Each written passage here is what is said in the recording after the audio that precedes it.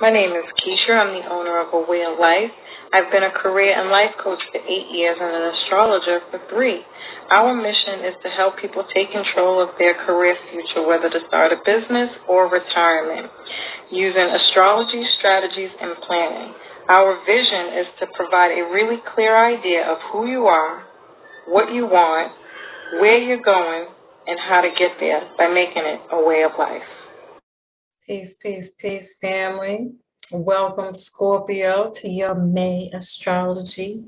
I always go in on these videos because it's officially eclipse season, and I think it's important for you to know what to expect during these choppy waters. So, you're looking for a weekly astrology sent to you specific with your chart every Saturday, a week in advance. You can send me an email at info@awayoflife.net. This gives you all the information you need to be mindful and to live your life, to stay ready so you don't have to get ready, right?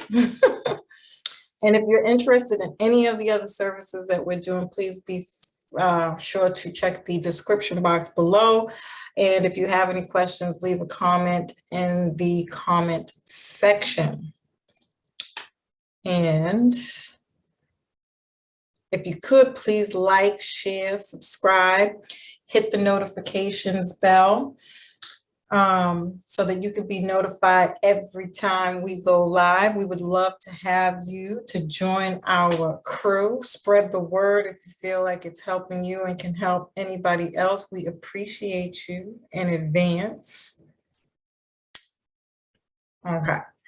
So, Scorpio, we are starting the month off still heavily in the eclipse energy with the eclipse in Taurus on April 30th in your 7th house. And so you could be getting married, engaged, or just the growth in a relationship has been highlighted with that eclipse.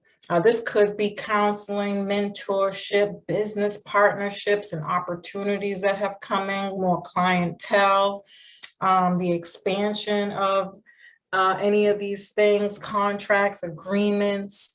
It could be legal things here, or just like releasing people that no longer kind of serve the newfound you that we've kind of all been going through this transformation.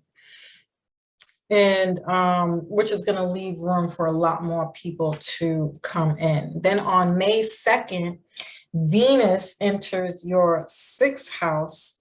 Venus in Aries enters your 6th house. And so these are health habits, daily routines, your environment. So doing some feng shui here, or maybe you're hiring employees, or a new job, a new work, or you're getting new coworkers, or just a new job in general, if I didn't say that already. Or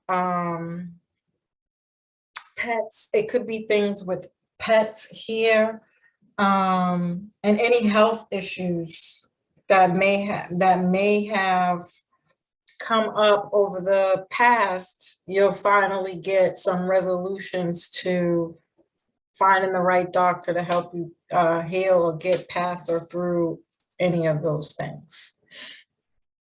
Okay.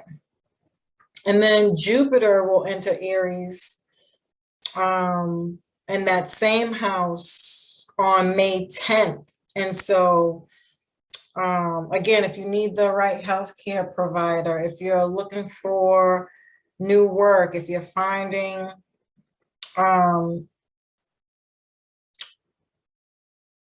any issues going on with your pets, you'll find the right vets or remedies. Either way here, this is more like work-life balance. You're gaining control of your work-life balance. I'm trying to think of what else this could be. And then Mars will also enter this same area of life Mars moves into Aries on May 24th. And now Mars in the house of Virgo burns it up because Mars is a fire sign. Even though Mars is happy in Aries because that's its original sign, I think it goes both ways. It's going to work really well, but it can also work to your detriment. So to be mindful of any reoccurring rashes, skin stuff, heartburn, anything that has like that's affected by heat could really get stirred up at this time. But again, I do feel like you have resolutions to whatever this could be. I do have to say that and put that out there straight out the gate. But on the opposite side to that, again, Mars cuts out BS. And so if you're at a job that no longer suits your new values, or you got coworkers who are stepping on your toes, you're going to speak up.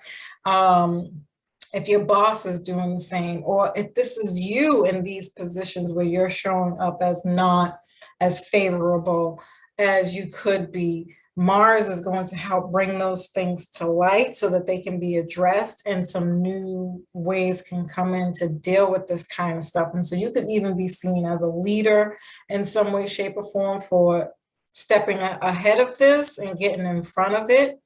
And where people will start to look up to you and recommend you or give you the acknowledgement for the hard work that you do. You could even be getting acknowledged at work for the hard work that you do.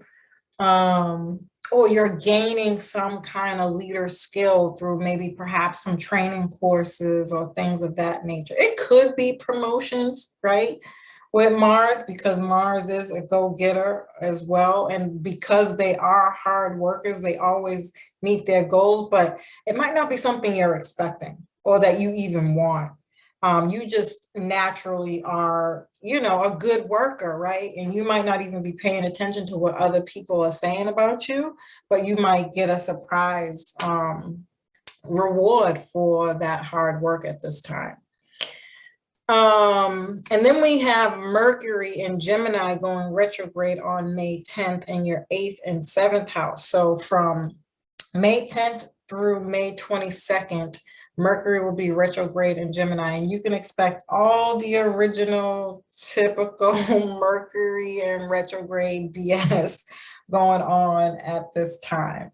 Planning, writing, thinking, the way you make decisions is changing or transforming in some way, or you're revisiting these things that you've possibly had to work on before or in the past. The way you communicate with others, and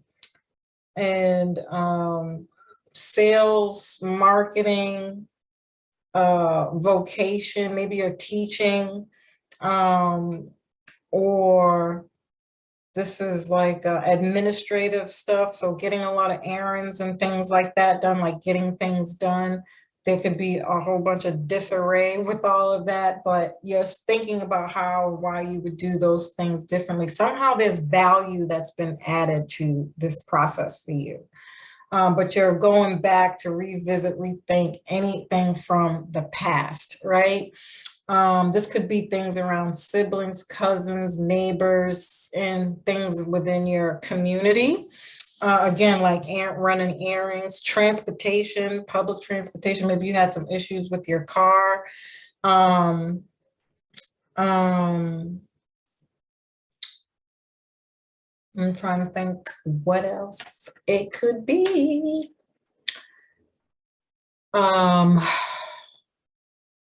Things with devices and on social media and emails and phone calls. So make sure you double check all your phone calls, pay attention to the words that you're speaking, and your language that you're using on social media could be misunderstood, misinterpreted, causing all kinds of misunderstandings.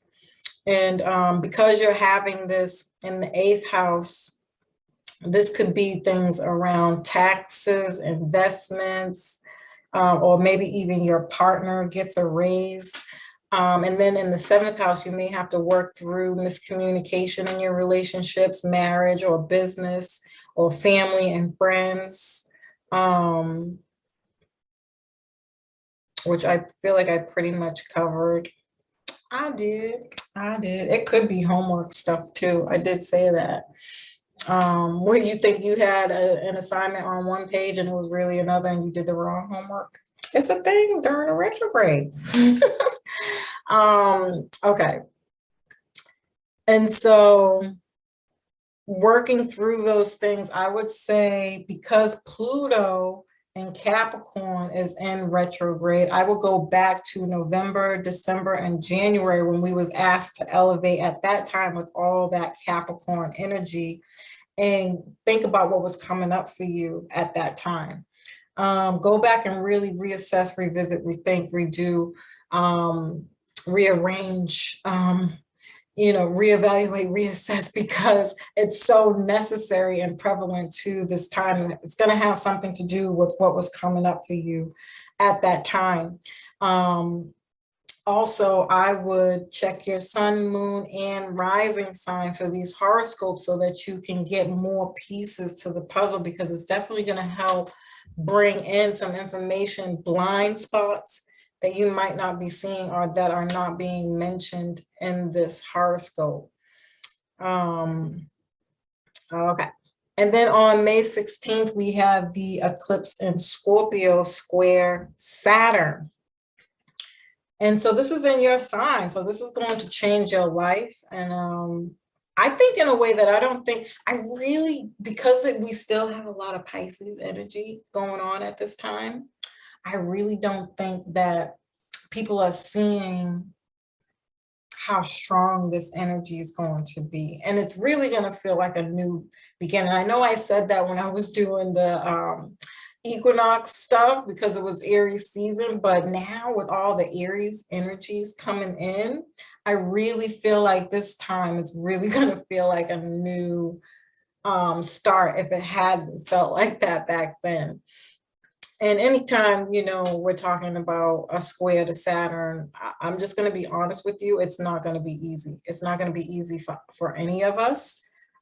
Because Saturn is, the strict parent in the astrology. So this is going to change your life in some way. You're releasing something around your physical appearance or wounds and trauma related to home and family. What toxicity have you been holding on to that's really not preventing you to change or to be your true self, your authentic self, right? Pluto is not an easy energy. And I think because you're ruled by this planet, you can hold on to a lot. Quite literally, it is the energy of Pluto to hold secrets, yours and others, right? Your secrets have secrets here, right? And so now only from your the work that you choose to do, but it will be very intense.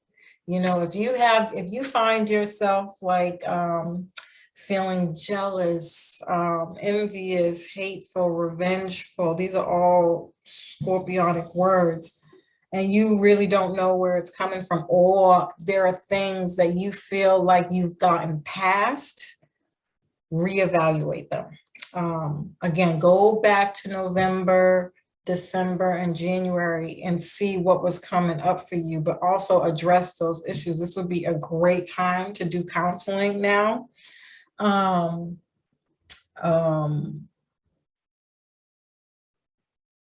Or the divinations. So studying astrology, tarot, numerology, palmistry, psychic intuitives, all of those things that can really help you find out who you are. Or you're studying psychology in some way, shape, or form is going to bring up some truths for you to help you work through some of what might be coming up. This could be people in your life, and it may not have anything to do with you, right? That you attract, for whatever reason. And you are working through understanding why that is and releasing that, right? This could be psychological conditioning that you got from your mom. This is fourth house stuff. It could be generational. It's passed down. These are the generational curses, the societal norms that we're breaking free from, breaking the chains of these old toxic ways that we've learned from slavery with Pluto, really, if you want to get technical. But just the undoing, the unlearn and relearn process here is so prevalent to this energy for you. This could be things around debt, taxes, insurances, other people's money, people who owe you money and people who you owe money to. So bills, credit cards, releasing yourself from all of those things by finding other healthier ways to gain income so that you don't have to rob Peter to pay Paul, because that's all those things are, in my personal opinion. And so how to invest in making your money work for you. So those will be some of the tools that you can work on towards helping you release from that area of your life. Yeah. And then you have the new moon in Gemini on May 30th.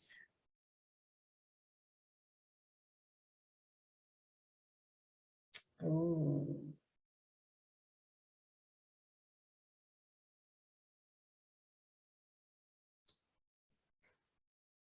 And your eighth house. So this is again taxes, investments. Yeah, so you're going to get the green light to move forward with all of that Mercury and retrograde stuff that I was talking about before. So it would behoove you to go back and really investigate what was going on for you, do the research, the deep internal work to break free from all of those things that you might be holding on to. And if I didn't say it, I can't remember. I'm sorry if I'm repeating myself. To check your sun, moon, and rising, because it's going to give more pieces to the puzzle for this. And yeah, man. Overall, as bad as that might sound, I really don't see it, because I really do feel like we've been dealing with this energy for a while now. So we know what this is, but because Pluto's being activated, it's going to get tight, or you're going to get these things welling up in you in such a way where you're not going to be able to run from it. And we have this, Pluto's going to be retrograde until October 8th. So something you definitely want to grab hold of. And it's eclipse season. Anytime eclipse seasons happen, everything intensifies. And Scorpio is already in intense energy. And so this could really drive you crazy. So anywho, I think I've talked on enough. Family, I love and appreciate you. I hope you found this information helpful. Peace.